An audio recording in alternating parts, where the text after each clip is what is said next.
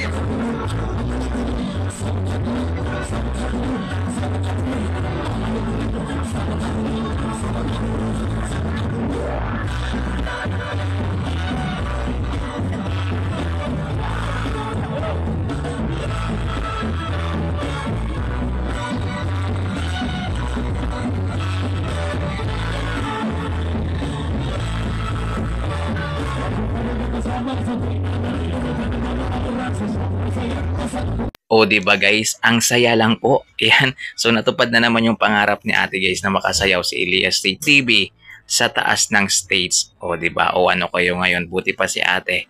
Ayan. Natupad yung kanyang pangarap.